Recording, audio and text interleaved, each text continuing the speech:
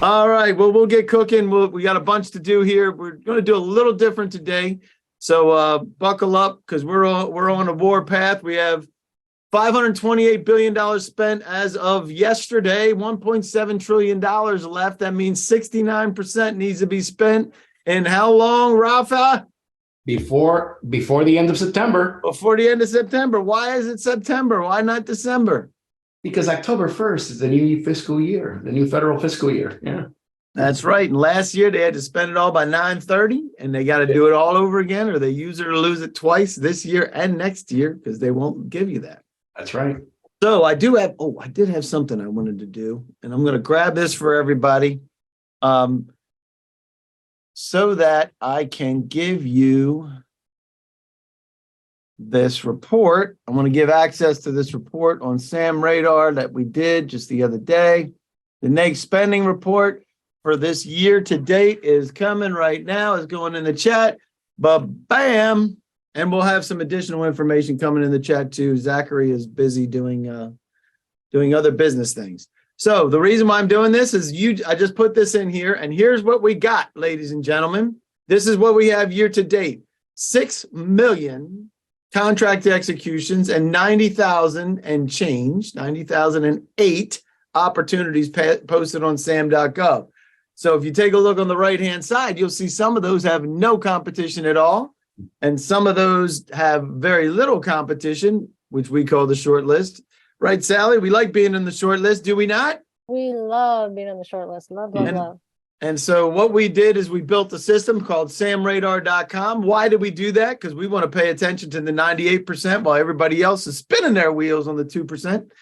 And go out and get that stuff. And that's the report that I just popped in there. I'm going to pop it in again for anybody that just popped in. That report is available to you. You can look at the whole thing. And the cool thing is you can look at by NAICS. So 98%. How can you possibly compete for what you never see? And I'll have a quick poll. And here's my poll. And I started doing this the other day. So first of all, what do you hear? The 2 polls, right? First things first.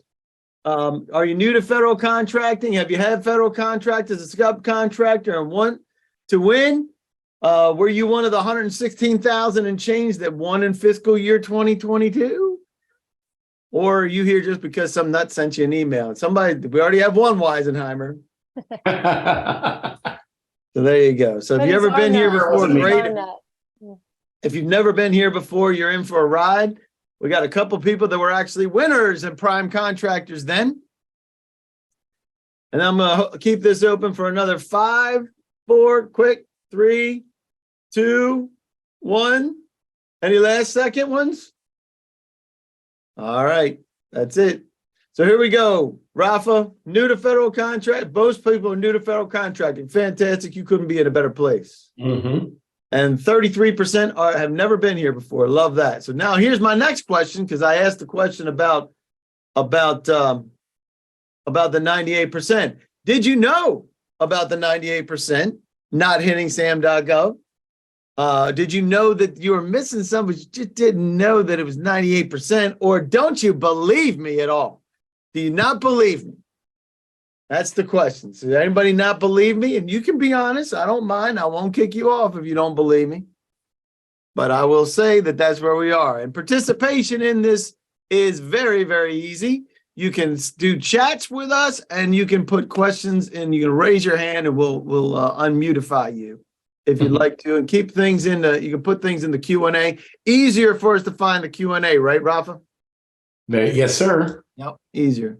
So you're not going to believe this, Sally, but we're not associated with or affiliated with any or endorsed by any agency. That's the first thing. And participation doesn't guarantee an award. And if you're a Govy and you come here, that's fantastic. But in order for you to communicate, according to GSA, we have to tell you that this is not an endorsement or commitment to purchase from any vendor that is here, because now you have the ability to do it.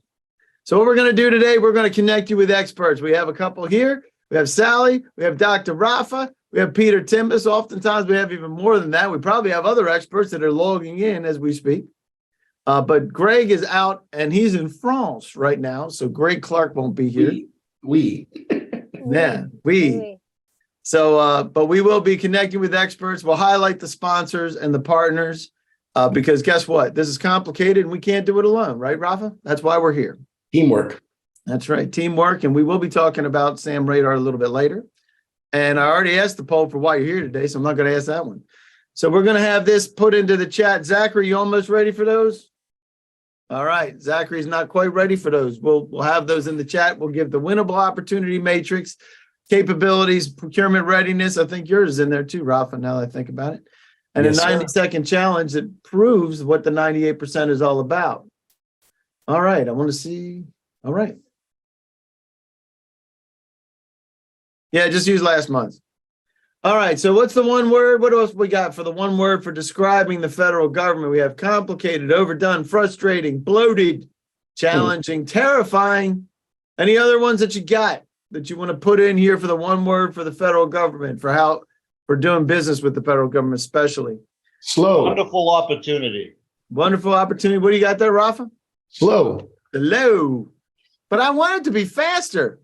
I think that what I do is better than anybody else, and it should happen faster for me just because it's me. Yeah. Right. Yeah. What do we have for him behind Yeah. window number one, Sally? Yep. Julie Thompson says eye crossing. That's That's great, guys. hyphenated one word. Love that. That's good. She's pushing the edge, Julie is. But that's all eye crossing. I like that. I've never heard that one before, Julie, got to tell you. Confusing, heard a lot about that. Boundless, David. Convoluted from Captain Charles. Wow. There we go. So there's a couple folks that have answered this. Best briefing ever from Billy Edwards. Your team will provide attendees a way forward to win a federal contract. Love that. We want ways forward.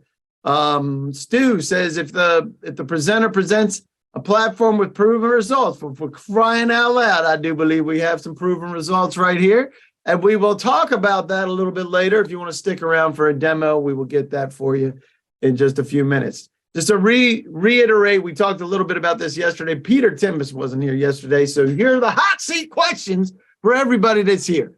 What do you do to reach buyers? What do you do to reach primes? And how do you make your pitch? And while you're thinking about your answers for that, I'm going to introduce everybody. I'm the CEO of ISI Federal. We do data, marketing, business development support in the federal space. That is our lane. I am going to be on GovBrief. In fact, talking about GovBrief, we do GovBrief for industry, like doing business with the VA that I'm doing on Thursday. And we also help people direct into the federal marketplace because we got a pretty enormous database, right, Rafa? Absolutely. The best in the market. The best in the market, he says.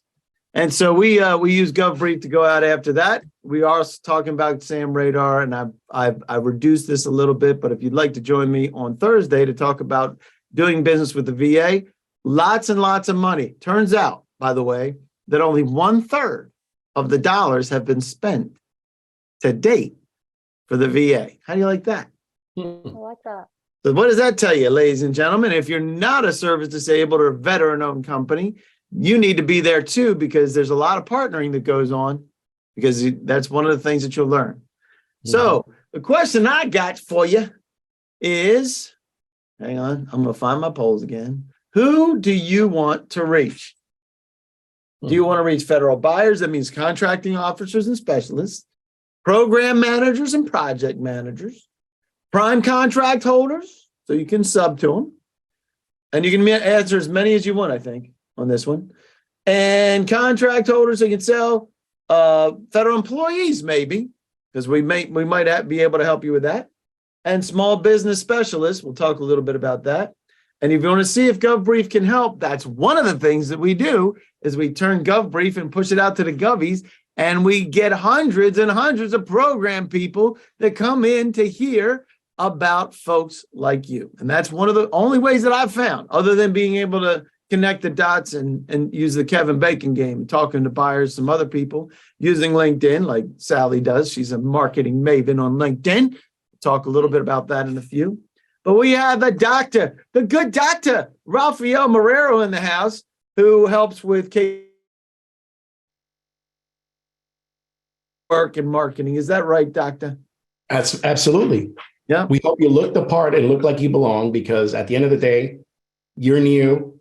you spell risk, right, to your prospective buyers. And we want to make sure that your capabilities shine and that you stand out from the rest, right? That's what our job is. That's right. And if you're wondering if somebody says, "Hey, this is what my capabilities look like," Yeah. you probably don't belong, do you? Yeah. If you get that look from a marketing person when you ask them for a capability statement, you're probably in the wrong place, right? Yeah. And by the way, talking to marketing people about a capability statement is the wrong thing to do, because you want to talk about what the buyers will look for, right? Well, we'll talk about that in a few minutes.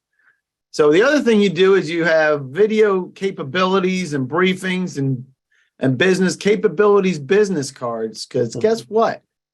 That may be how they remember who you are. Imagine that. That's right. Right, Rafa?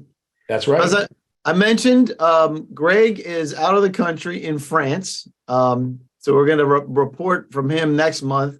But if you need help with proposal writing, take a screenshot of this. If you need a GSA schedule, take a screenshot of this. If you have something else that you want to talk about for contracting vehicles, take a shot of this. Because what do I never do, Sally?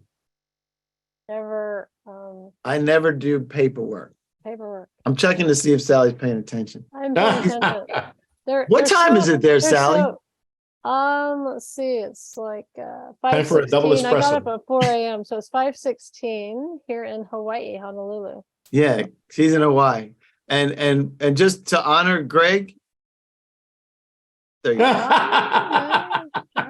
I like that. So he is in France right now.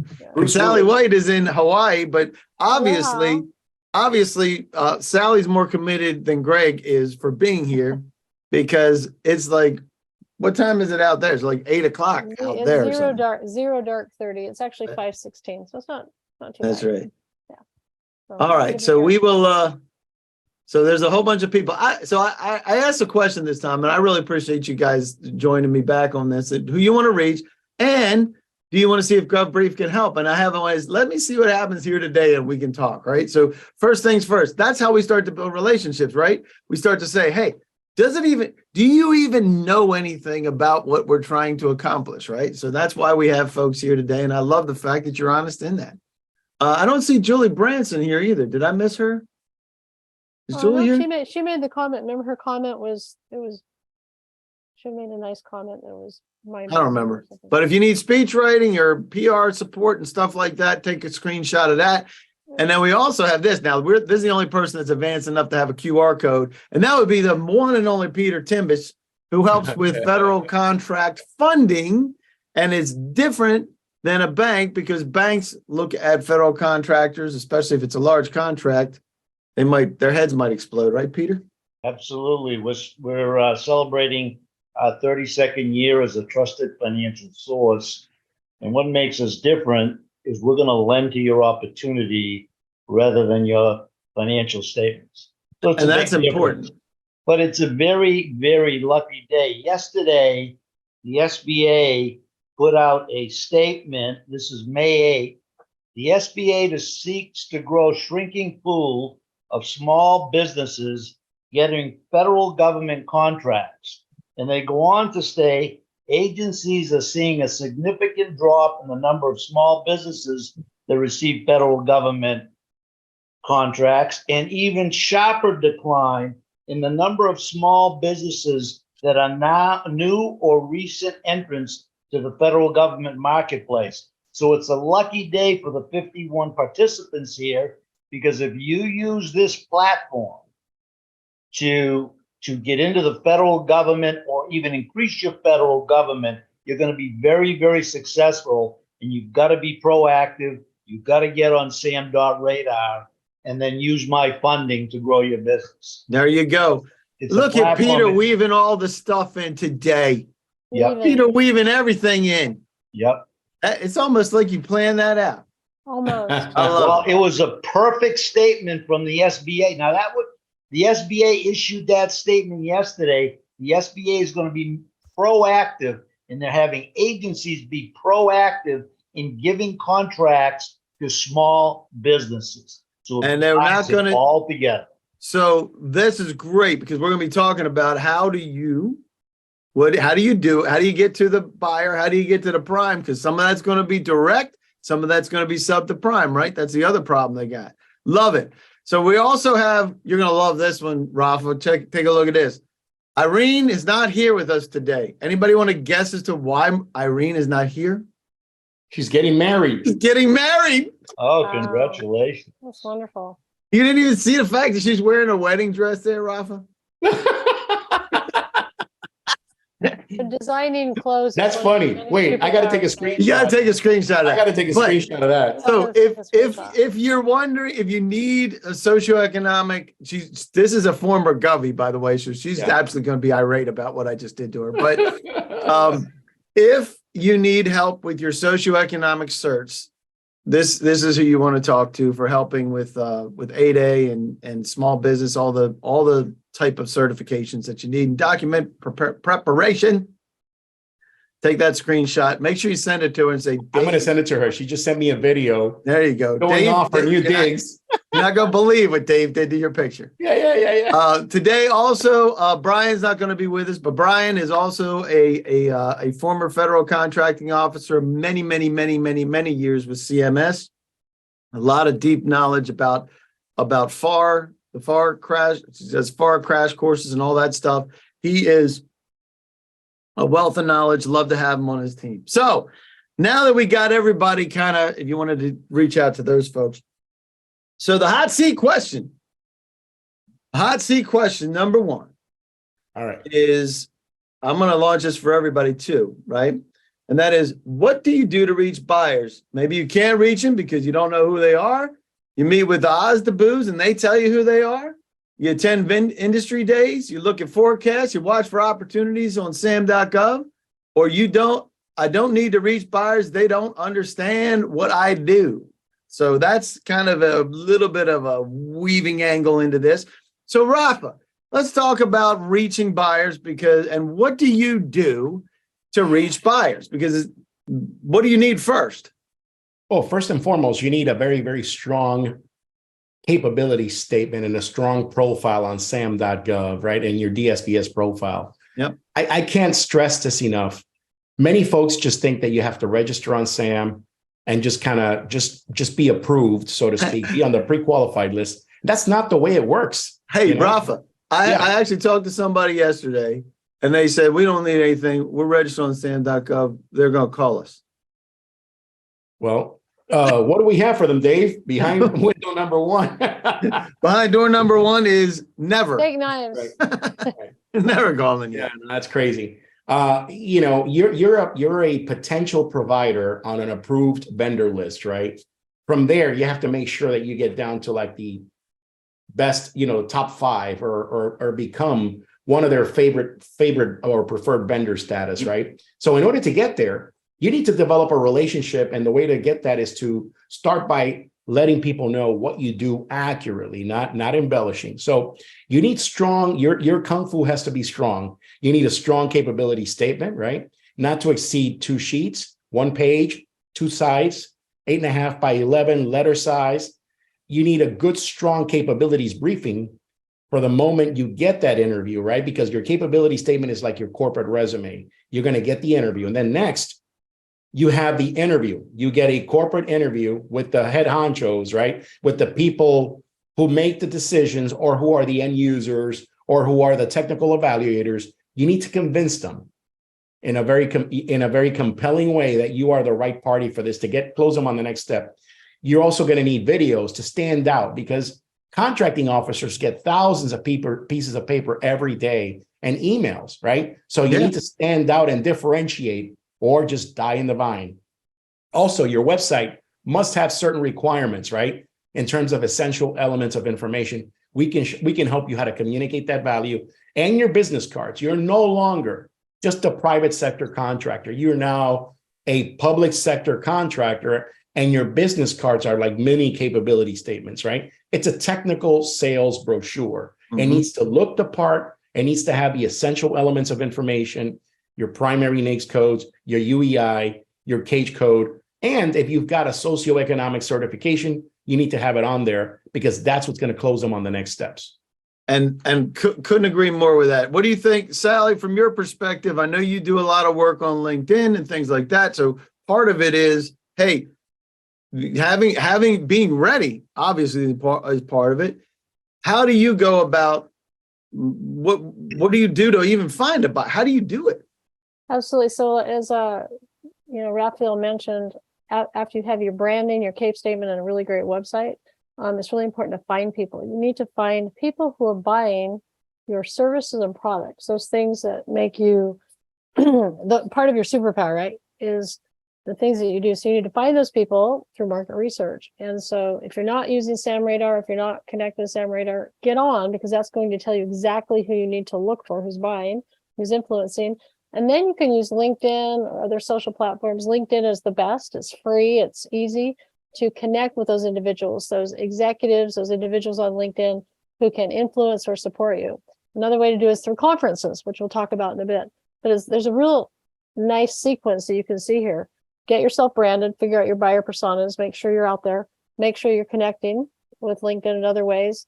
But you can't connect unless you know who to connect to. And I know Dave's going to talk about that as well. We're absolutely going to talk about David, that. David, ahead, can I go add ahead, one Peter. thing to what the doctor said is that I was at the 8A conference several months ago, and I was our booth was right next to the Air Force contracting office. I think they were out of Columbus, and they had a big group of people around, and they were talking to these people, and they were saying to these people, you got to be proactive, and you got to reach out to us and tell us your story. And if we like your story well enough, we can turn around and sole source that contract to you. So you've got to be proactive in this business. I couldn't agree more with that, because what is proactive versus reactive? So let's think about it this way. What do you think is proactive, Peter? What would you do? Well, as Sally was saying, you've got to use all streams to fill the pond, but the biggest one is you got to get a market intel, and you've got to be able to identify that 98% of contract opportunities that only show up on SAM.radar. So you got to be proactive there. You've got to reach out and attend some of these conferences and meet government officials. You cannot sit on your hands. I've been doing this business 32 years. Whether I make a presentation on financing or this presentation, a lot of people will sit back and they just wait for business to come to them. I'm speaking of the 52 participants today. Be proactive. Go after the business. Just don't get off this webinar and then say, oh, that was nice, and then go on and doing the next thing. You really got to plan this out and really go after it. I love that. So I couldn't agree more. Absolutely great advice for every aspect of it. Very difficult to find the who, right? So there's 77,000 active buyers. For those of you who are new to this research, in fact, I'm going to ask this question. One of the things that people say, well, you got to do your research, right? You got to be researching and everything else. I got to ask you, do you get paid for researching buyers? No, I get paid when I freaking sell something, or yes, I'm a data nerd and I actually make a living at researching buyers. Now, if everybody doesn't pick that top one, then guess what? So the reason why I'm asking this question is because there's the research tool this is actually part of the process that we do in helping you identify your market, because guess what? The govies don't necessarily think like we do on the outside. Can I get an amen on that from everybody? Because guess what? We operate like we run companies, right? Mm-hmm. You want to see how they're doing it? They have NAICS codes. You mentioned that, Rafa, as part of your That's right. Your capabilities, and your registration with SAM.gov has a primary NAICS code. And then you also have PSCs. They don't have anything to do with the NAICS codes necessarily, right? And we actually have a couple people that make a living with research. You're going to love us even more, because we are absolutely wired this way. So, so this is how we go about it. So first things first, as we're looking at this, I want to talk about the stakeholders because there's multiple decision makers that are required for every single requirement and every single contract that gets awarded. So for those of you that are new who think you just walk in and say, I'm really good at this, hey, one call close, right, Rafa? That's how it works every time. One call. Oh close. yeah. Oh, yeah. Oh yeah. That's how it works. All right. So you have multiple folks that are involved, and every one of these people have different roles in the decision-making process. So as a result, and Sally kind of mentioned this too, and looking in LinkedIn, sometimes you start up here to kind of get filtered down and funneled down, selling to the top, right, Sally? That's a Absolutely, process. Absolutely. And just to pull the thread on what you said about being proactive, it's a lot easier if you're already connected with some of the senior level executives when you do connect with the contracting officers, so it doesn't appear you're going over their head. So it's a real in parallel strategy that you want to come up with. Sam Radar to find out who's going to buy, who's going to influence, LinkedIn to find out who the executives are, and other ways. So you want to do it really strategically and methodically. Absolutely. Couldn't agree more. So when you think about the structure of the government, you have the political appointees up here. They change out as the administrators come in, and then they come up with new initiatives and they say, I don't like that guy because he did this, so we're doing this. And then the next one comes in, I don't like that guy. Next thing you know, we have what we got. But one thing that is for sure, they keep spending more money, right? We know this is a fact. So then we have the SESs, and those are your senior level bureaucrats. And they're the ones that have been around for a long time. Brian Hebel was one of those senior level on the procurement side, right? And then you have the division, the wall between the two, because guess what? The program people don't have authority to buy from you. They use what you do. They may hire you. They may use your services. They may buy your products. They may use your product, but they can't fork over the money. Why? Because it's illegal for them to do it. They have to give it to procurement. So the one side cares about getting the job done. They're the ones that care about your ISO and your professional certifications, the things that say, hey, I'm really good at getting stuff done. And on the other side of the house, we have getting the contract done. Now, getting the contract done, they don't care how good of an IT company you are and all the bits and bytes and the programming and all the Wizmo stuff that you can create. They only care about your contract vehicle, your socioeconomic search, to your point, Peter, for being able to say, hey, SBA is saying we need to do this. We need to hire more small businesses, including the socioeconomic categories, I'm certain, right, Peter? Absolutely. Absolutely. You mentioned you were at the 8A conference. These are the people that care about you being an 8A. The program people don't care about you being an 8A. They don't care about the contracting mechanism at all. They just want to get the job done. And here's the challenge. The need comes from the program side, throws it over the fence to somebody who has no clue as to what you do or what makes you good at what you do. And then they formulate that into a document and some sort of an engagement. So when we look at the winnable opportunity matrix that we provided for you, this is the project manager. That's the PM. Or program manager throws it over the fence to the contracting officer. From that is how an opportunity is awarded, and the award then goes to a prime, who is either you or one of your competitors. Everybody tracking with that? So this result awards to a prime. So what we're going to be talking about, it goes to a prime, and we're going to be talking about a SAM rate. Let's talk about a prime. I'm going to show you something real quick. This says place for me to be able to say, hey, you're supposed to place a SAM radar image of what it looks like to be a prime. So I'm going to pop this in here real quick and I'll show you what it looks like to be a SAM radar prime. So here we have a prime, and I'm going to make a notation of this in SAM radar. Don't stress about this is the first time you've seen it.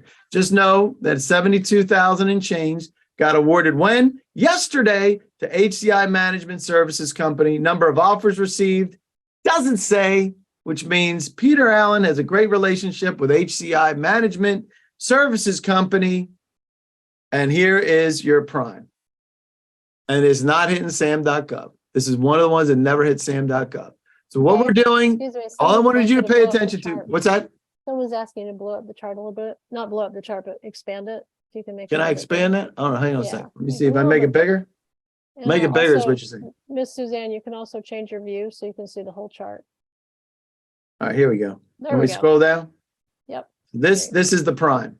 Thanks, Suzanne. As you can see, we have the UEI, we have their cage code, we have the ability to track this prime, because we may want to know. I'm not going to get too deep into this, but just know that today it hit my radar that yesterday there was a contract that was awarded to somebody that I compete against. That is the essence of what we're trying to accomplish here, which is different than any other process that's out there. All right, so we know we have buyers. We also have a buyer there that has a relationship with the prime, right? Talked about the buyers. Now we want to talk about the primes. So let me ask you this. How do you go about reaching primes? Are you attending the industry days? We talked about that. I want you to talk about that in a minute, Sally. Signing up in their databases. And do you ever get a call from the databases? That's a question for me. Do you get referrals from your OSDBU or your Office of Small Disadvantaged Business Utilization, your small business liaisons out there? Do you get referrals from buyers to primes? Super move. You watch awards on FPDS. That would be a researcher that just picked that one. I don't know which primes are in my space. Most people don't know this. And you're like everybody else. Guess what? We're all in this together. We're trying to figure out who's playing in our space. And guess what? If we really want to know about primes, and I'll take the first lead on this one.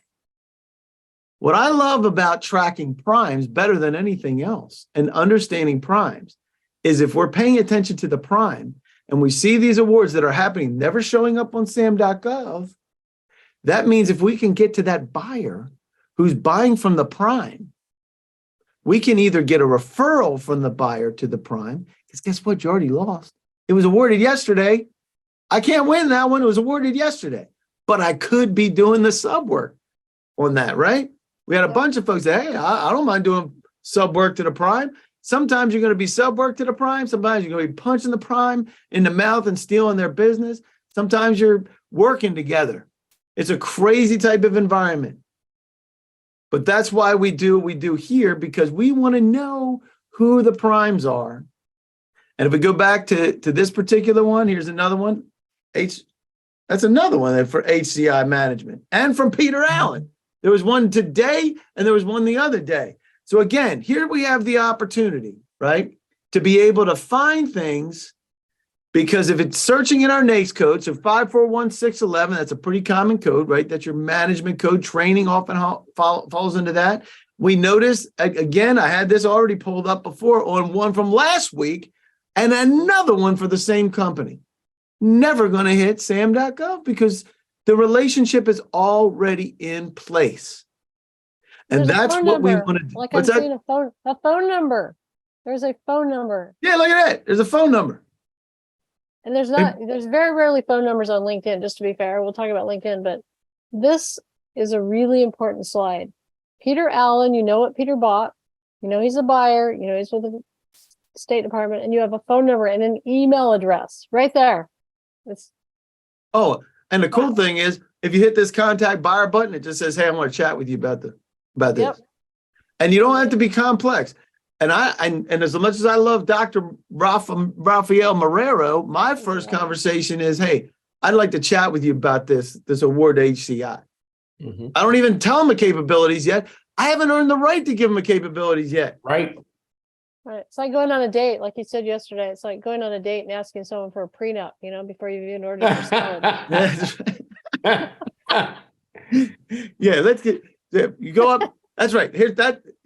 Just let's just try this time. Can you imagine walking up to the hottest whatever, male, female, we don't judge here. Very brilliant, Walking up. attractive person. Yep. Whatever person you're at the bar and you're walking up and you say, guess what? Hey, can we review? I want to review the prenup with you before I talk with you. I love that. We're pretty sure Irene didn't do that, right? That's right. Well, she probably background checked them. No kidding. Absolutely. There you go. So to your point, we want to be in the position. We just saw this We just saw this with HEI. They're in the no competition zone. They're the only ones that even know about that. And that's where we want to live, right? So as we're working through this process, so Sally, I love your play, especially when you're reaching out to a buyer. You have a really good strategy for when you're reaching out to a buyer and just, if they help you, what do you ask them to do? Absolutely. Well, first of all, I'm really grateful that they're willing to talk with me because they're so busy and they have a lot going on. And depending on what I know, which I know from Sam Radar, I get my Sam Radar notifications each day on my email, and I do some checking on LinkedIn, some research. So when I do call them and they're helpful, I say, that was so helpful to me. What I'd like to do is thank you. And if possible, I'd like to thank your manager, your boss. And they're like, Ooh. Really? I say, yes. And so they'll either give me their phone number, which is great, or sometimes they'll give me their email, sometimes both. Obviously, if it's Delta Airlines, they'll say, you have a survey coming in, but none of these folks have surveys, believe me. And so they typically give me their manager's name, phone number, or they transfer me to them. So I'll say, could you transfer me to your manager? Carol, I want to compliment you. And so they'll say, okay, my manager's Dave. And so they transfer me. I said, hi, Dave. And Dave's freaked out. He's like, oh my gosh, what did Carol do, right? And so I said, Dave, I just want to compliment Carol. She's a fine representation of DOD in your group or the Department of Human Services. She was very helpful to me, and I just want to say thank you. And they're so grateful. They're like, really? And they say, is there anything else I can do? And sometimes they'll help you further, and then you can ask for their manager. But it does several things, right? One, you're thanking someone for taking time to do that, and people like to appreciate that. Two, you're getting the name of their manager. Mhm. And three, you're getting a contact so that you can put that in your buying framework, or part of your strategy, your buying strategy, your connecting strategy. So you're developing a map, a relationship map. And it's so brilliant what you do with that, because once you have it, can you imagine what you're doing for that person? How many times does somebody call somebody's boss and tell them they did a great job versus how many times they're going, this sucker can't do anything right? Yeah. But you're absolutely breaking from the norm. And if there's anything that we hear, look the part, look like you belong, separate yourself with a great capability statement, look the part. Secondary, when you're acting the part, act the part, separate yourself from the rest of everybody else. Don't look and smell like everybody else, because if you do, then you're not differentiating yourself. What Sally just gave was super. That's a wisdom bomb right there, Sally. Thank you very much, because that is exactly what we got. And Suzanne, and a couple asked, some people asked some questions. Julie, you had, I'm going to unmute. I'm asking you to unmute. Julie, you there?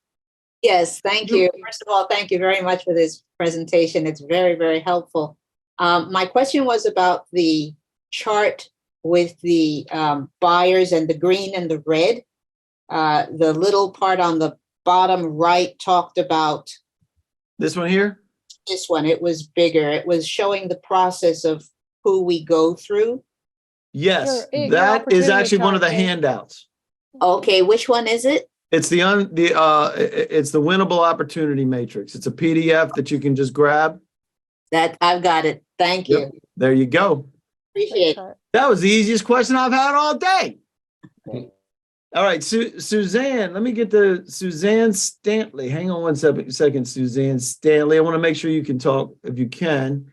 If you have the ability to talk, I just want to make, you there, Suzanne? I am. Can you hear me? Yes. And is it really Suzanne's? It is Suzanne and it's Stant Lee. Stanley. So, but it's not an S on the end of Suzanne, right? No, it's not. Okay, good. I just want to make sure. Multiple Suzannes. It's Suzanne's. It's like, you could have a multiple personality. You don't have to disclose everything here. I'm just Yep. kidding. Thank you. So yeah, go ahead. So what's your question? So I'm glad you have this particular chart up because it's actually two parts. When we do our research, are we going to be able to drill down and come up with this particular type of information, or is this information that you extrapolated and put into this chart? So Yeah. So the answer is no. I mean, we do that with our intelligence. If you need the intelligence all the way down to the root level, we can do that. But the way that we summarize all the data so that we can say, hey, at the end of it, we can spend a whole lot of time an analysis by paralysis, right? Where we're just diving down until we get to something and it doesn't make any sense. What we said is, hey, let the system do the research and tell you what to do, and then train the system to do it better. Because you can't handle 20,000 contracts and looking at 20,000 contracts a day, right? You just can't. Right. Even within your NAICS code, you can't. But what this does, if you go into this report that I handed out, and I'm gonna pop it in here again, and you can have just take some time and do a review with us. We do reviews at 10 and 2, and you can also book a time with a federal advisor to talk about what specifically is happening in your market. That report breaks down by NAICS code and by PSC, and the combination of NAICS code and PSC and UEI. Huge benefit for just looking at this. It'll tell you how many contracts are happening. It doesn't tell you on the competitive scale, though. Well, if you're talking about this 1 to 5, it doesn't tell you that. But just know that across the board, these are the numbers. This is what's going to be populating. So it doesn't, to me, it's like, okay, well, maybe the last one, there's 50 people that responded, but usually not. Usually it's 1 or none. But I can show you a couple more. Does that make sense? I know it should. I'm still struggling with it, but I'll just. So what are you try to struggling absorb with? it a Because I little want to bit. make sure we hit it. I'm also going to go back out to this, because this tells us the story, right? This one, here's another award, right? This is for GDIT. Okay, I'm gonna zoom in a little bit. Make sure you can see this, because this is what's important. The number of offers received. Do you see that? Right here? Yes, I do. See, One. this is why this is hitting. Because this is $4 million. Right? $4 million. And Colin is awarding that to GDIT without a competitive landscape. Now, how are they doing it? It's actually happening. Looks like it's a new definitive contract. So it's actually a contract for the review of grant applications that only had 1 offer received. How can that possibly be? Wow. Right? So when that starts to hit your headspace, what are you thinking now, Suzanne? I'm thinking I could have gone after this because this is really right in my wheelhouse. And it would be great to know about that, wouldn't it? Oh, absolutely. So now the process here is very simple. You hit this button and you say, hey, I want to chat with you about the award you made to GDIT on 5/4. And that's all we want to do. It's to start. Get the dialogue. How was that done? What was your preferred mechanism? What's your vehicle that you use? And how it was it mandatory to buy it from GDIT? And then what do you think I should do? So you have a whole bunch of plays that you have right this second, because you can, Colin, here's the massive play. First of all, you're not going to win this $4 million, right? It's already awarded. Right. But what you can do is say, hey, Colin, who are you working with GDIT? I know I can play a part, and you know for a fact GDIT has a small business plan that they have to meet to make that contract, right? And now you get a referral from Colin to GDIT. The other thing that Can I Sarah ask- said about, Yep. oh, go ahead, sorry, Suzanne, go ahead. Go ahead. Can I just ask one question about that? So when GDIT submitted its proposal, it was not required to include at that time the name of the small businesses that they were going to subcontract a portion of this contract to? Not necessarily. They're Okay. required to have a small business subcontracting plan, but those can and will change because sometimes the subcontractors that are on the team or their existing teammates cannot meet the specifications and or the scope change. If there's scope creep on the project as well, they'll need additional resources. So this goes back to the question of when should you be marketing? And the answer is always, right? Got it. Knocking on those doors, right? Thank you. Love it. All right. So Did I The ask other the thing I question? was gonna just add that it tells me, I mean, as a small business, if I look at General Dynamics Information Technology, say they're a $3 billion business and they continue to win these particular deals, then I know that I either need to connect with them, but even more important than connecting with them is to call Colin.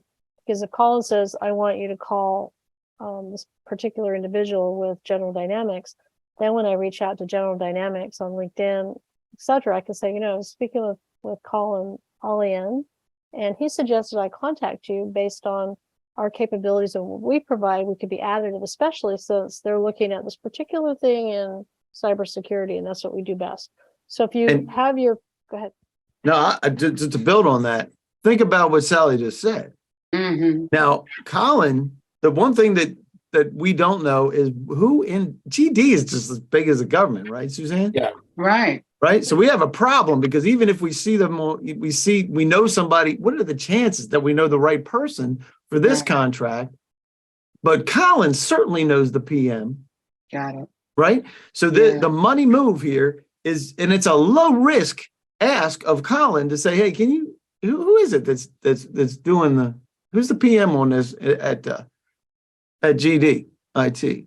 Mm-hmm. And then you can ask that question. And the interesting thing about the PM, right? Let's say Rafa's the PM on this inside that. And Colin says, talk to Rafa. Rafa has no idea what your relationship is with Colin. Right. Rafa has no idea. And it's too much of a risk to ask Colin what the relationship is with you. That's risky.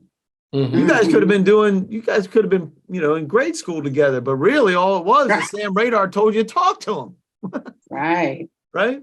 So you're playing a really cool move there. So I got a question and we'll hot seat question. This goes along with this. Do you get paid for research in Prime or no? I get paid when I freaking sell something. I'm telling you, if there's anything that I've learned about this, and Suzanne, you can throw in on this. Do you get paid when you do the research or do you pay when you sell something? So You get paid to do the research? you're paying yourself for the benefit that you can accrue from doing it. But that's a time suck. Wouldn't you agree? Yeah, that's correct. Now let me ask you a question. Do you prefer, because if you're doing it for yourself, you're not getting paid, but do you prefer to get paid more than $22 an hour? Absolutely. Absolutely. In that case, the second that you sign up for Sam Radar, you're already saving money because it's Okay. already going to combine that stuff and say, this is what you want to pay attention to. You don't have to Okay. dig. Sam Radar gives you the ability to dig as much as you want. I'm saying don't do it. Don't get sucked down into, I want to find out this, that, and the other. No, just freaking reach out to the buyer. If you reach out to the buyer can connect you and boom, you're done. Your research already gave you the outcome that you want. Sure, quick Ah. story. It's a quick story. So on Sam Great. Radar, I learned that GDIT is, who they are. I look and see they're a $34 billion company in annual revenue. So then I happened to be going to a conference. I went to Navy Gold Coast last year and then the virtual the year before. So last year I noticed there are all these primes for GDIT and Northrop Mhm. Grumman and all the primes that Dave's talking about.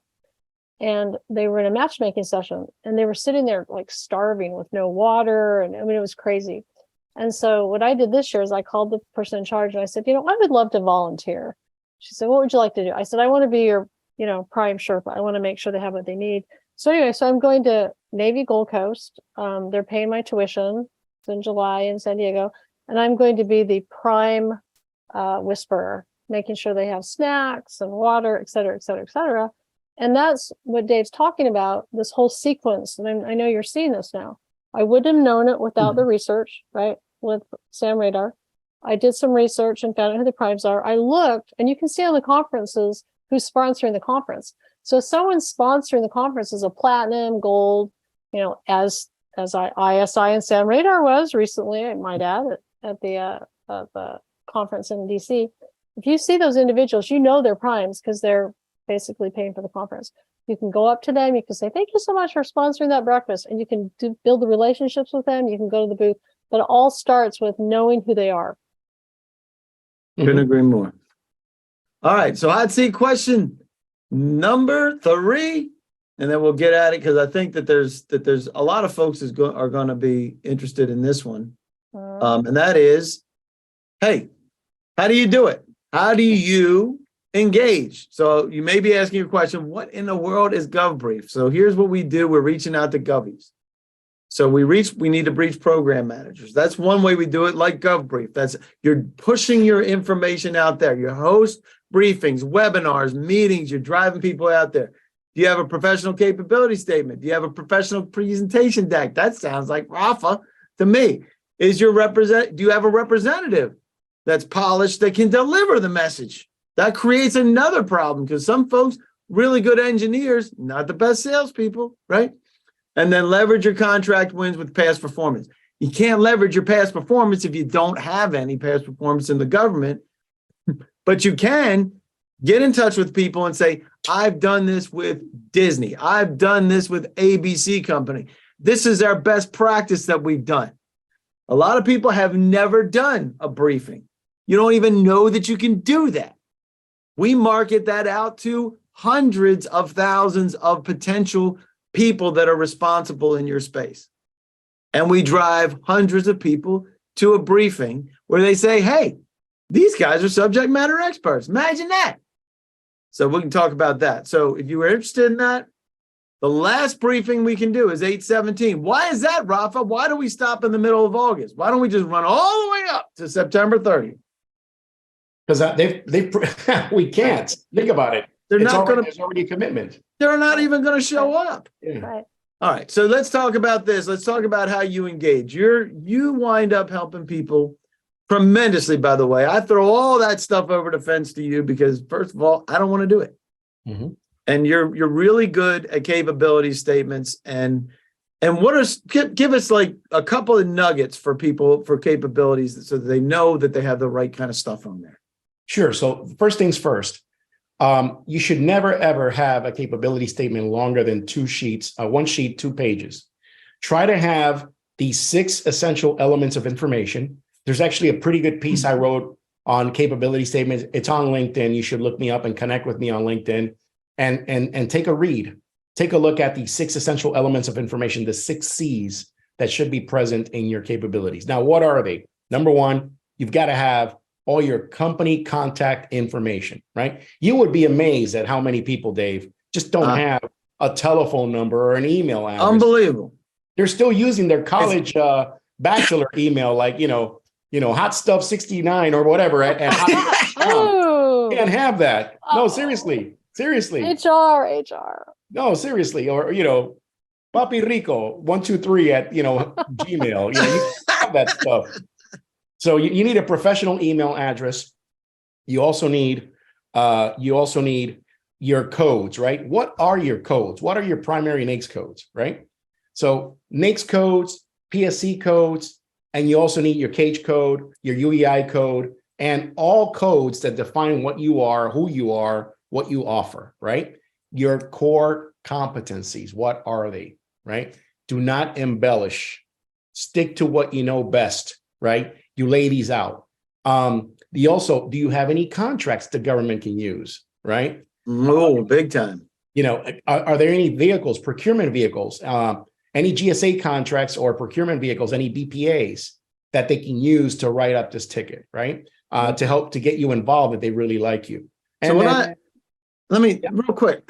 So what I'm hearing is in order to be effective with a capability statement, you want to have both sides. You want to say, hey, this is what I'm really good at with your bullet points. You don't want to write big narratives, right? Nope. And you have your overview of, how you got started and things like that. And then you have all your codes. And this doesn't look like a really traditional marketing message that looks like a slick or something like that. This is something different. And I highly encourage them to reach out to you for that. Yep. Just to check. How much do you charge? Just talk to somebody, Rafa. The initial consult is completely free. Free. My favorite 4-letter word. Free and then no obligation either. So worst case scenario, you've gotten great advice. You know exactly where you stand, some of the corrective actions that need to be made on maybe you don't have a capability statement. Maybe what you have is a corporate brochure and you need a capability statement, or maybe the capability statement that you have is too extensive. And that's another big problem. So never should it be more than 1 megabyte in file size, Dave. And always, always, always reference your past performance, right? Show them what you've done that makes sense to them and why they should bring you into the fold. Oh, that's what it's about. Did you hear what he said? Did you hear what Rafa said? What makes sense to them? Yes. And if you're new to this world, trust me, it ain't gonna make sense to you. Because when I got into this world, I was like, get out of here. This doesn't make any freaking sense. Yeah. And now that you see how the cool thing about this world is you can see what success looks like, and you can look at the competitive landscape, and you can take the wheels right off of their car. Because they'll hey, there's their capability statement. You can help, Rafa can help you get a better capability statement for that. Yeah. So, and then Just a shout out to Rafa. In addition to the capability statement, he really helps us create our elevator pitch. And that's really important. And if in the chat you want to put your elevator pitch, just really short, you can see how crisp you are. And that's really important because when you walk up to that, Secretary of the Navy or the person that you need to connect with at a conference, or you're on LinkedIn, or you're speaking with them on the phone, you need to be able to articulate your superpower, your products and services in a really succinct pitch. And the background work you do with Rafa in the branding, understanding what you do, your capability statement, that'll help you succinctly describe what you do, what we do. Yeah. could not agree more. All right. So the next question I got is, do you want a piece of the 98% that isn't hitting sam.gov? And everybody better be clicking yes on this one, because you know that you do. If you're not, and you know that you're going to need help to find it. And that's why we're here. That's why we did what we did. So listen, here's what's happening right now. It's Q3. Not as it's only Q3, you got a month and a half pretty much, right? Before we hit Q4, you think that that's far in advance. Your competitors have been planning and working since October for this fiscal year, maybe before that, to be able to prep and build and create additional opportunities. When you do the winnable opportunity matrix, it says, do you know 60 days or ahead of time? That's when you know you're in the green. If you have your fingerprints on top of that, because guess what? If your fingerprints aren't it, your competitors are. So here's what we want to do. We want to make sure you know about the expectations. Really important, especially people that are new. Manage your expectations. This place does not work like the commercial market ever. Nope. Unless there's like something burning, all of a sudden you can get lucky. But I'm telling you, most of the time it takes time. You need to look and act like you belong. Rafa can help you with that. Sally can help you with that. We can help you with that. Proactive. This was Peter's big word earlier. Get proactive. And move that car. Get moving. You can't steer a parked car and nobody's going to come pick you up an Uber. Nobody's Ubering you. Nope. And then go ahead. As they're using SAM radar to mine opportunities and they find sweet spots, do not shy away from sweet spots that you think are beyond your financial capability. Because we will be there and issue a free letter of financial support in the bidding process. There are so many companies that we do business with that say, I wish I'd known about you years ago because I shied away from bigger opportunities. As you use SAM.radar, go after all opportunities, regardless of size, in your sweet spot, because we will be there to help you. And that's what you do. And it doesn't happen right away, does it, Peter? No, it takes a while. It takes a while. So real quick, I want to make sure we get you guys out of here. We're running a little bit over. We really appreciate it. I love the fact that people are digging it. I will say that coming up, doing business with the VA, I have on Thursday. If you're not a veteran-owned business. If you are a veteran-owned business, you definitely want to be there. If you're not, you may want to be there if you want to do business with the VA, because you have to have a teaming partner that's veteran-owned. And I'll explain why that is at the briefing. So there you go. So that's what's coming up. But we have a whole lot of things that come up on GovBrief. We use GovBrief to help you as industry. We also use GovBrief and tie them back to there. If we have any questions, let's get to those, and we'll make sure we stick around for a couple minutes. And then I want to ask if you need any additional help. What's going on with this? It won't let me launch this. I can't figure it out. Let's see. Well, if you need additional help, let us know. The poll will not work. If you want to stick around, I don't understand it. If you want to stick around, I'm going to hand this off to somebody else on my team, and they'll show you what Sam Radar looks like, because I have got to go to a strategy session with one of my clients who does roofing contracting down in DC. So and Helene would like to attend the conference on Thursday. No problem. Helene, we'll even get you a discount code, Helene, because Helene is a Sam Radar user, and she's also comes to Monday roundtables all the time, and she's awesome.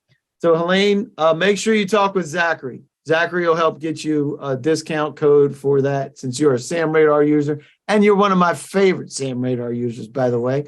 And everybody else can be one of my favorites too, but you got to sign up to be one. So there you go. So we'll see you next month. The next one is May 11th. If you need anything from anybody here, put your stuff into the chat. It gets cycled to everybody else. And if you answer the poll that you want some information, you'll probably get it from Rafa and Sally and Peter. Specifically, Peter, I had one there for you that was supposed to be. Is there still a poll running? Maybe? I don't think so. And Dave, do you have to shut this meeting down? Do you need this to Zoom? Because we could stay on for a minute. No, we're going to stay on for a minute, and we can, Okay. because I'm going to hand this off. Okay. Zachary, you up for taking this over? Absolutely. All right, Cool. Zachary's here. He's going to take over. I'm going to promotify. I'm making all kind of good words up. Promotify. I'm promotifying Zachary, so he's now the See if I can man in pop in charge. here. A little bit less formal than these other fancy pantses over here. Fancy pantses. All right, I'm going to get out of here. Welcome Thanks, back. Thanks Dave. for everybody. Mahalo. Sally, Mahalo, great Dave. stuff. Aloha to you. Rafa, you're the bomb diggity. The crazy Cubano, as I would say. Oh my gosh. And Sally's always like, God bless me. Don't contact HR on her. Yeah, exactly. All right. All right. You ready, Zachary? Yep, I'm ready. All right. Rock and roll. See you guys. All right. All right. Welcome to the after party over here. So let's go ahead. I think it would be great to kind of go over some of the spending report that Dave went into a little bit. Unless somebody else has any questions, anything else that anybody else wants to dive into real quick? Otherwise, we'll jump right into it.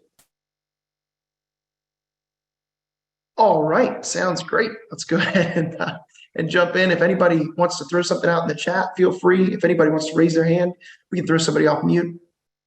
But I'll go ahead and share my screen out. This is really, really cool information here. So if you go to samradar.com and then you pop into resources, this is a free report you can download. Go to resources and then pop into May 2023 NAICS spending report. And so then this will pull this right up here and you can download this report. And this is really, really cool stuff here. So if we open this up, we can see this here. And so this is the one that's opening a new one. But basically what it's first going to show up with is it's going to show you this summary sheet right here that we looked at a little bit here. And I see some stuff popping in here in the Q&A as well. But let me see here. Okay, so we can see this information right here. And then you can see the vast majority of this is green. And again, what green means that the vast majority of contracts and dollars have few offers received. We've been over a lot of this, so I'm going to skip over this. But let's take a look in different people's NAICS codes. Does anybody have a NAICS code that's their primary NAICS code they want to throw out and take a look at and see where the spending is? And we can dig into this a little bit further. This is a great opportunity, people on the phone, for some free consulting here. So Yeah, if anybody has a pop NAICS that code, NAICS code okay, in the I chat. see. I think it's Ciara, or man, I feel like I'm messing that name up. But we're gonna throw it in here. We have 322291. Let's see what we got here. Whoops. Here we go. 32291. All right, sanitary paper product manufacturing. Okay, so here's one. This is going to be very interesting for you because I actually saw somebody, this happened not too long ago. So we've got, there's not a ton of money spent in this particular NAICS code. So we've got about $6 million over the past 7 months. So not a ton because this is from October 1st, which is the beginning of the fiscal year. Okay, I see a lot of NAICS codes coming in. Great. But this is one that's really funny because I saw that there was some that shows up for toilet paper, particularly. I saw some show up in just the general paper NAICS not too long ago. And it was, so there's sanitary paper. Oh, come on, where is it? Okay, here we go.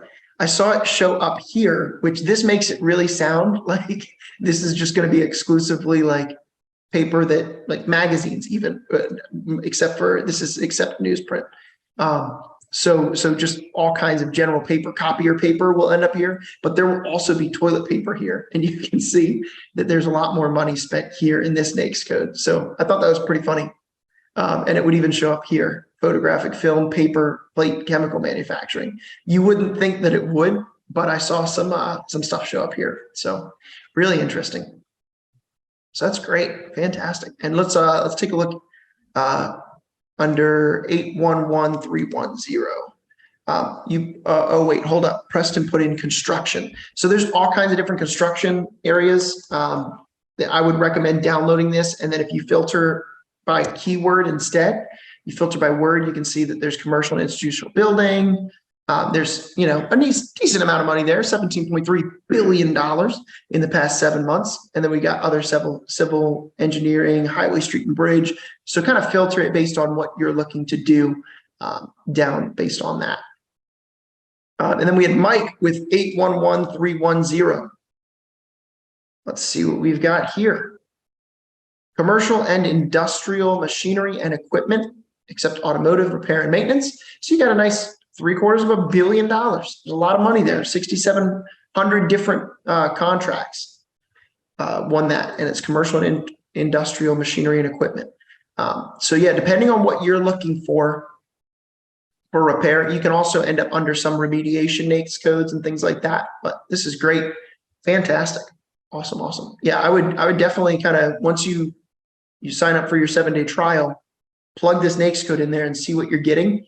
And then we might even want to filter down more on PSC. Anybody who signs up, you'll get a personal meeting with myself and we'll kind of go over your account and make sure that you're seeing what you actually want to see from the information that you're getting. All right, Helene put in the classic one, 541330. This is the biggest NAICS code of the past 7 months. Engineering services, 115,000 contracts, splitting $35.4 billion. Massive. And part of the reason it's massive is because it's a very, very general code. Engineering services could be mechanical engineering. It could be electrical engineering. It could be architecture. It could be, I'm sure that some train drivers have ended up in here for train engineers. I would not be surprised. So there is a lot of kind of nonsense that goes under here. But there is, you can get more specific with PSCs a little bit, but engineering services is a very broad category, and just be ready to kind of see a lot of different things if you got that one in there. TJ put in 541512. I'm actually going to do you one better, and I'm going to go with all the 54151s because each of these could all have value for you. So we've got computer systems design services here, which is a big IT NAICS code, right? So we're looking at 49,000 contracts, splitting $28.5 billion, just a massive NAICS code, as well as 541511, which is custom computer programming services, $10.6 billion, and then computer facilities management as well for another $3.4 billion, split in 7,200 different ways. There's also other computer related services, which is where you start to get into that really broad category, right? Anytime it's an other category, it's going to be really broad, and you're looking at 137,000 different contracts, splitting $29 billion.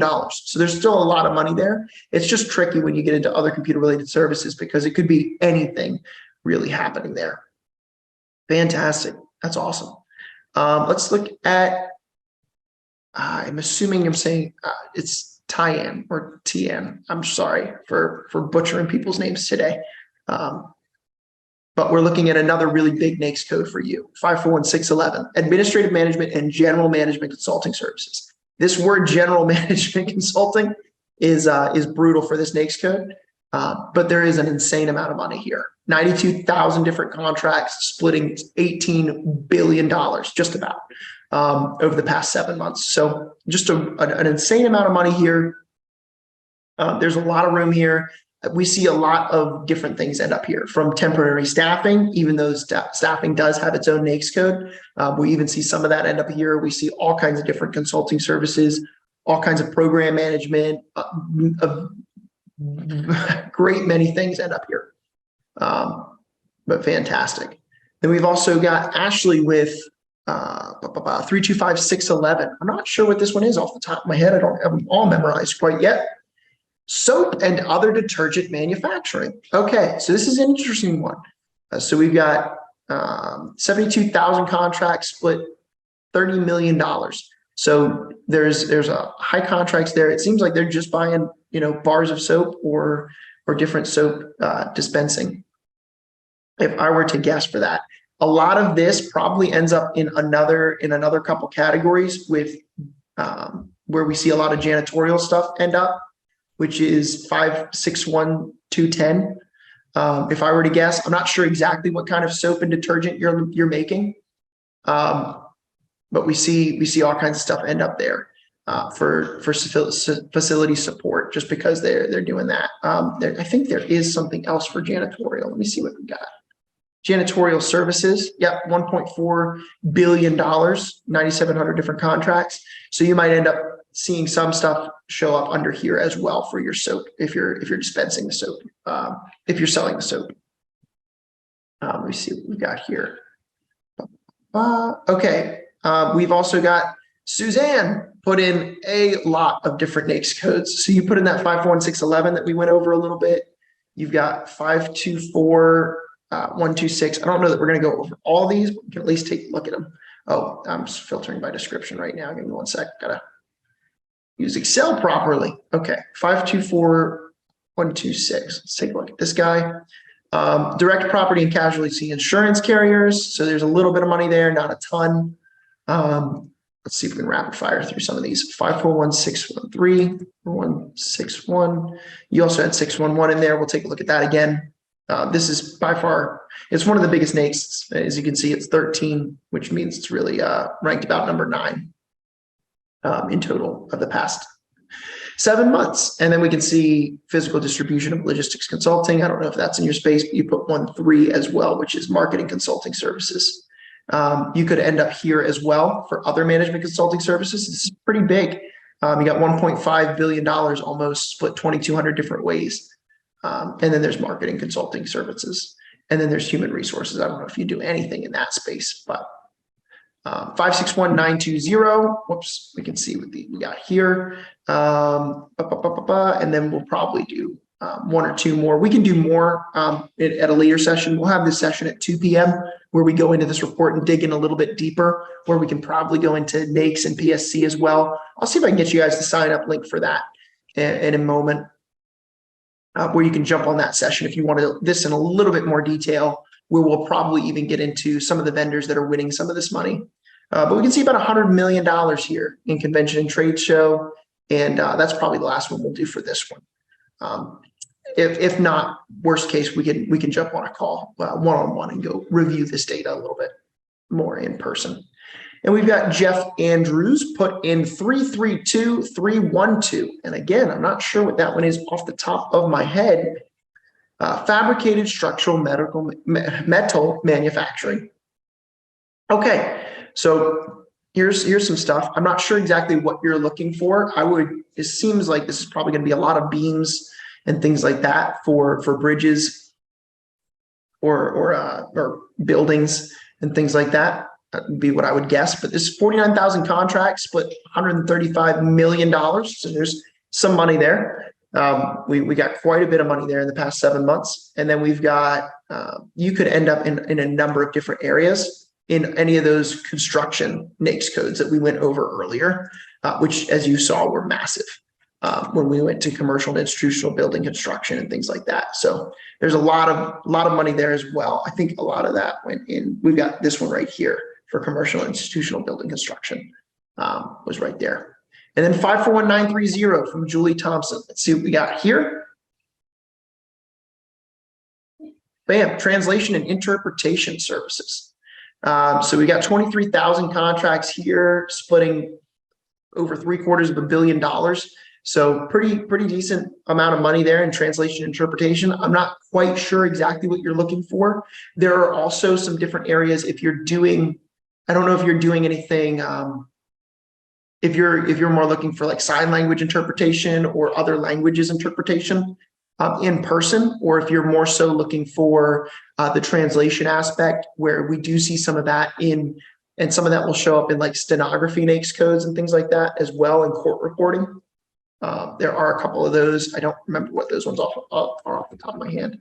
Stenographer, court reporting and stenotype. You see some of this. There's not a ton there. Okay, all language services, other languages, remote interpretations. Yep. So there's a little bit there. Let me see what it was. Sten. Nope. And then there's courts. Yeah, I did help somebody in here one time, but there's not as you can see, a lot of it doesn't end up here, and some of it will even end up in that that 541611 that we went over earlier, just because it's such a broad consulting category. This 541611, we see a lot of it end up here, even though there is a more specific NAICS code, which the one you picked out is really good, that all language services one. But you'll see some overflow go here just because there's so much spent here, and it's such a general kind of generic NAICS code there. Very good. Fantastic. And we can get into, yeah, absolutely. This is really the big one. This is one that's going to have a lot of money spent here, even though it's so broad. You probably don't want to monitor this NAICS code, but you definitely want to be aware that stuff is going to show up under here. Let's see. Yes. So Suzanne, yes, each presenter is going to have, their own kind of thing, depending on which one that you're looking for, what you're looking for. If you're looking for, going after a GSA schedule, or if you're looking to kind of get a capability statement, each presenter is going to be a little bit different. Greg Clark is the one that does the GSA schedule stuff. If you want to pursue that, we can get you their information to go and reach out to them. But for the most part, each person's going to have a little bit of a different kind of structure for the way they do their business. Fantastic. Great question. All right. I think that's most everything. Answered that one. We've got, some people put some questions in here earlier. I'm hoping that these got answered. Yeah, I'm hoping these got answered because I'm not quite as familiar with this one. If you have a question that didn't get answered, that you need more information on, reach out to us personally. What I will also do is I will get you guys the information for the registration or the link for today's session later, and we can go into this. We'll continue to be going over this, and usually we can get a little bit more information here because we go into PSCs as well. A lot of people aren't familiar with PSCs, but they can be very, very valuable because there's more PSCs than there are NAICS codes. And so generally they're more specific. There are a couple here that are really broad, like other professional services and things like that. But for the most part, they're a little bit better. I was talking with somebody on this call about program management support services. Here you go. Here's a great example. This is kind of trims down on that 541611 a little bit. Glad to hear it, Julie. Glad to hear that this was helpful. Again, this report is free. You can pop in and get these numbers here for free, and it's just really, really beneficial. There's no reason not to have it. Go to samradar.com. You go to resources, and then you can pop down here and click this NAICS spending report. And the reason that, to be 100% honest, if I can be a little bit selfish for a second, the reason we offer this for free is because we know as soon as you see this data, you're going to say, oh my goodness, all of this money is getting spent in Five or Few, where Dave was saying earlier, these are all shortlist contracts. These are all non-competed. So we know you're going to see this and you're going to say, I need to go out and build relationships with these people. And then that's where we can come in and really help you go out and build that relationship. That's really what we do. You can check out a free trial with us, kick the tires on us. If you hate it, you won't. But if you do, you can cancel anytime. We are a true monthly membership. and you get a free 7-day trial. So click this free trial button and then boom, you're good to go. Again, you'll get a personal call with me where we'll kind of go over your account and make sure what you're looking for, that you get what you're looking for. I'll put that sign up. You can sign up at that link that I just put in the chat. Suzanne said, can you explain PSC? So PSC stands for Product Service Code. It's just like a more specific NAICS code. Generally more specific. It stands for Product Service Code. But very, very good. Awesome. Whew. All right. I think that's the bulk of it. We'll go ahead and kind of close out here. Let me see if I can. I'm going to stop sharing. Does anybody else have any other questions? If you want to raise your hand or throw something in the Q&A or in the chat, I'm monitoring the chat pretty heavily right now. I'm going to pull up the link for today's later session at 2 p.m. I'll be taking charge on that one. So I'd love to kind of go over that with you guys and see what it is that we can do for you. See if there was any more NAICS codes we could find for you or anything like that. Let me see if I can find the link for this session. Here we go. Here's this link. I'm going to post it right here in the chat. Is there a demo / webinar for Sam Radar? Well, we did a little bit of that demo there. And Dave went over a little bit of how to kind of see the information that you want to see when it comes to your email. And when the awards that'll come in and what they look like. I'll share out real quick one before we go ahead and close out. Here's an example, 740 grand, right? This was awarded yesterday. Okay. This just came out, it was awarded to Dell Federal Systems. I'm monitoring on IT for my demo search. Number of offers received, it's blank. It's not reported. If it's not reported, that means 1. We already kind of went over that. So we know that Tanya Stevens with the EPA has a phenomenal relationship with Dell Federal Systems, right? And so we have a few different avenues that we can explore here. First off, we definitely want to make sure we reach out to Tanya. We give her a phone call. We shoot her an email. If we want to click this little contact buyer button, it pops out the email for us automatically. If this was 4 months ago, Tanya is not going to remember it. I know I don't remember what I did 4 months ago for sure. But because this was yesterday, this is very top of mind for Tanya. And so we want to reach out, touch base with her and start to build that relationship and say, hey, what's your preferred contracting vehicle? And talk to Tanya about contracting related things that she knows about and go over that. We also have the ability to reach out to the prime. If we click this little prime contacts button, it takes us right into the system. And then we can see the contacts that we have at that given company. So we can see we got Renee, we got Dennis, and we got Margaret at Dell. And these are different contacts we have over there. We've also had people have success reaching out to Tanya to do some subcontract work for Dell. And because again, like Dave was saying earlier, Dell doesn't know your relationship with Tanya, right? And so they don't want to necessarily have they don't want to necessarily throw you to the curb right away.